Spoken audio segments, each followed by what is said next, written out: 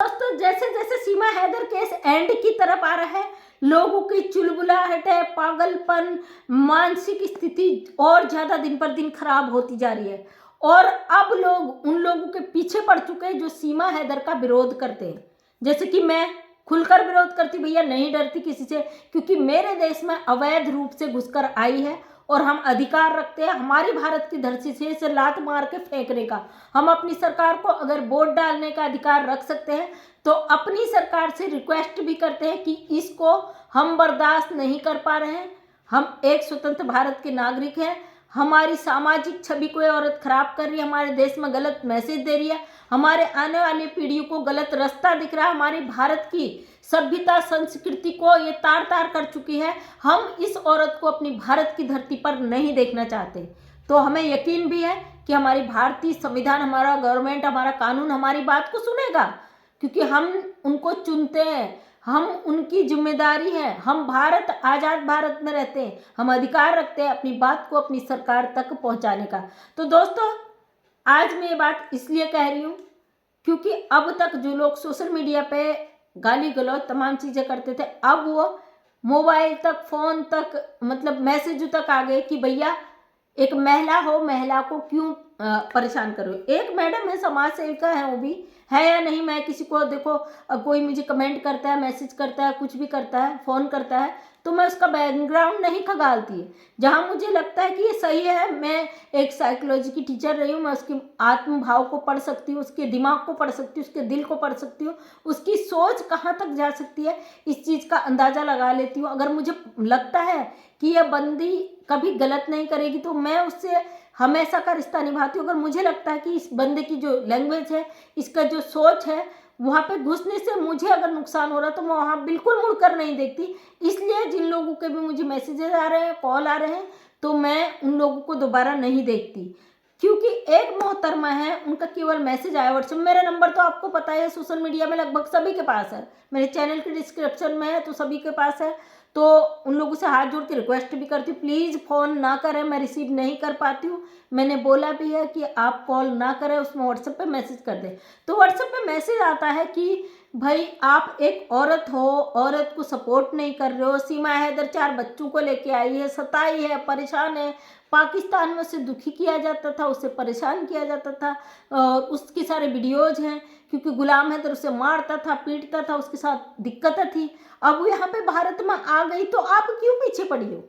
ये सवाल है मुझसे कि मैं क्यों पीछे पड़ी हूँ सीमा हैदर के। आखिर मैं भी एक औरत हूँ, तो तुम भी एक औरत हो, तो औरत के पीछे क्यों पड़ी हो?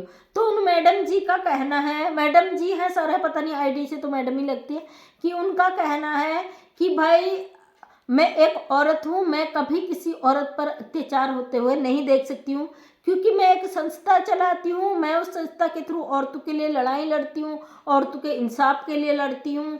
तो आप भी एक संस्था चलाती, यानी मुझे बोला जाता आप भी एक संस्था चलाती हो, आप भी उनको रोजगार के प्रयास करती हो, तो फिर हमको मिलजुल कर एक औरत को इंसाफ दिलाना चाहिए। तो मैडम आपने मुझे मैसेज किया है तो मैं आपका जवाब ज़रूर दूंगी, क्योंकि मैं ज़रूरी नहीं समझती कि आपको मैं आपके नंबर पे कॉल करके आपको मैसेज रिप्लाई करके दूं। तो ये मैसेज सभी के लिए है कि जो आपका जवाब है कि भारत पे आई हुई है, सताई हुई है, 4 बच्चों को मासूम बच्चों को वहाँ परेशान किया जाता था। पाकिस्तान की मनोदशा ये है, एक औरत हो, आप औरत को सपोर्ट करो, क्योंकि हम औरतों के लिए लड़ाई लड़ते हैं। तो मैडम आपसे एक बात कह दूँ, सबसे पहले ये अवैध घुसपैठी है, जो मैं अपनी हर वीडियो में कहती हूँ कि अवैध घुसकर भारत के अंदर आई है। आप एक संस्था चलाते हैं, अच्छी बात है, आप लोगों के को परेशान महिलाओं के लिए आवाज़ उठाती है, उनको इंसाफ दिलाती है, ये भी बहुत अच्छी बात है। लेकिन क्या आपके अपने देश में सताई परेशान औरतें नहीं हैं कि आप एक अवैध घुसपैठी को सहारा देने की बात कर रही हैं? आप मुझसे उम्मीद कर रही हैं कि मैं एक अवैध घुसपैठी को इंसाफ दूं क्योंकि वो औरत है? आप यहाँ आकर सीमा हैदर ने अपना रोना रोया, तमाम उसके झूठ सोशल मीडिया पे ऑलरेडी है। वो रोती है कि गुलाम मुझे मारता था, मुझे पीटता था, मेरे साथ ये होता था, मेरे साथ वो होता था। वहीं पे वही औरत के दूसरे बयान आते हैं कि गुलाम हैदर मुझे पैसे भेजता था, गुलाम हैदर सऊदी से मुझे इतने 1000 रुपये महीने देता था, मैं गुलाम हैदर का घर बेच आई, मैंने ये करा। उसी औरत के मुँह से 2-2 बयान आते हैं, और आप उस औरत के लिए आपके अंदर ममतत्व जग जाता है, यानी प्यार जाग जाता है औरत का दर्द। और आपके इन्हीं चीज़ों से औरतें अपने औरत होने का नाजायज़ फ़ायदा उठा रही है, किसी को भी फंसा देती, भाई क्यों मैं औरत हूँ मुझ पे दया कर दी जाएगी। और आपके देश में बहुत सारी सताई औरतें हैं, किसी के पति उनको घर से निकाल देते हैं, कोई बेचारी आधी उम्र में ही विधवा हो जाती है, ससुरालियों के ताने सहती है, कोई आर्थिक रूप से परेशान है, उनको खोजिए ना, आप उनको ढूंढिए। अगर आपका सस्ता है, आप ये काम करती तो बहुत अच्छी बात है। हम तो सीमा हैदर का विरोध करते हैं, और वो विरोध करने से हमें दुनिया की कोई ताकत नहीं रोक सकती है, क्योंकि हम अपना विरोध करना नहीं छोड़ेंगे भाई। हमारे लिए मकसद है सीमा हैदर को यहाँ से भगाना, और जानते हैं ये हमारे चिल्लाने से, गाली देने से या कुछ भी करने से जाने वाली नहीं। उसके लिए कानूनी प्रोसेस ही हो तभी ये जाएगी, उसके लिए मोबिन सर कर रहे हैं। और हम अपनी बातों को सोशल मीडिया के थ्रू सरकार तक पहुंचाने का काम तो कर सकते हैं ना, सच के लिए आवाज़ उठाने की कोशिश तो कर सकते हैं। मैं भी महिलाओं के लिए करती हूँ, उनकी आर्थिक वो डिपेंडेंट हो इसलिए करती हूँ।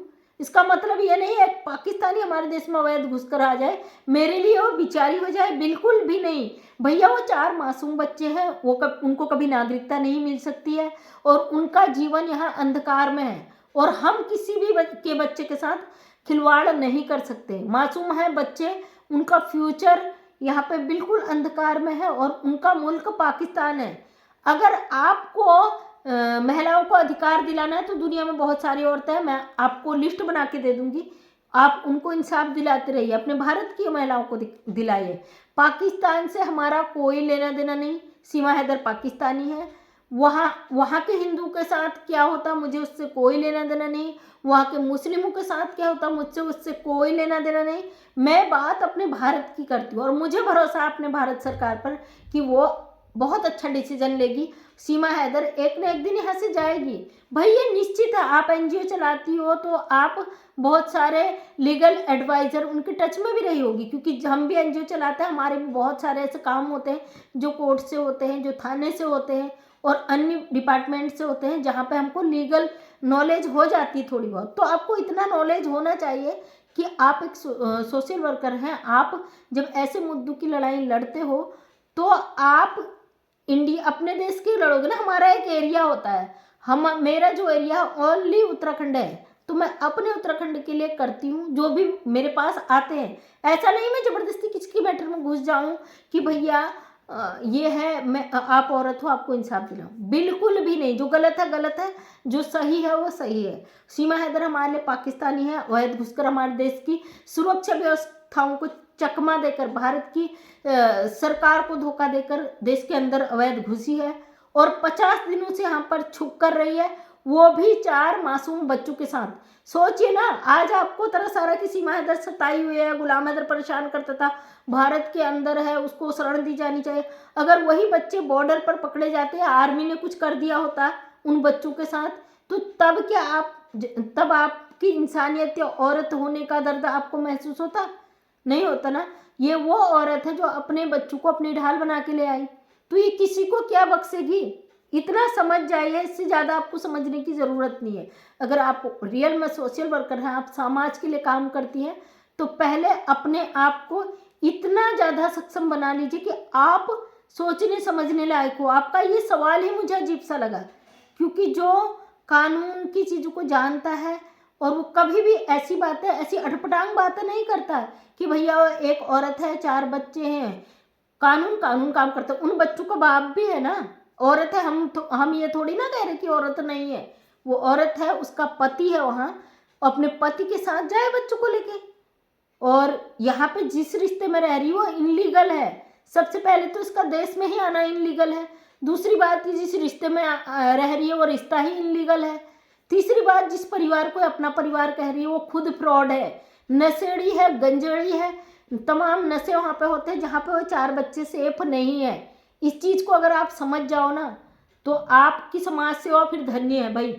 अगर आपके अंदर इंसानियत नहीं है तो मैं कहूँगी आप अपने लिए समाज सेवा कर रहे हो, दूसरों के लिए नहीं। समाज सेवा वो होता है जो खुद के लिए नहीं, दूसरों के लिए किया जाता है, और हम हमेशा दूसरों के लिए करते हैं, हमें फ़ायदा हो इसलिए नहीं करते हैं। और हमने जब अपनी एनजीओ चलाई थी तब वो कोई गवर्नमेंट एडेड नहीं थी, हम अपने पल्ले से उसको करते थे। आज भी जहाँ ज़रूरत पड़ती है तो हम उसको देने से चूकते नहीं है। तो अपना आप समाज सेवा का बहुत अच्छी बात है। आपने क्वेश्चन जो किया वो अच्छा नहीं लगा मुझे, तो मुझे लगा कि मैं इतना बड़ा जवाब आपको दे नहीं पाती कमेंट्स में फ़ोन के द्वारा, तो ये वीडियो बना के मैं आपको इसका रिप्लाई दे रही हूँ। अगर आपको महिलाओं का हेल्प ही करना है तो दुनिया में बहुत सारी औरतें अपने देश की, उन महिलाओं को चुनिए और उनको बैठा लिए, उनका काउंसलिंग करवाए, उनको क्या दिक्कत है उन चीज़ों को आप अवेलेबल करवाए। अगर आप रियल में समाज सेविका है, जमीन से जुड़ा हुआ व्यक्ति ने जो दर्द का एहसास करता है, मैं उससे ही समाज सेवक का मानती हूँ। जो मुंह से कह दे कि भाई मैं वो ये हूँ, मैं वो हूँ, नहीं, नेवर, बिल्कुल भी नहीं। अगर आप अपने लिए कुछ करते हो तो आप समाज के लिए कुछ नहीं कर पाते हो।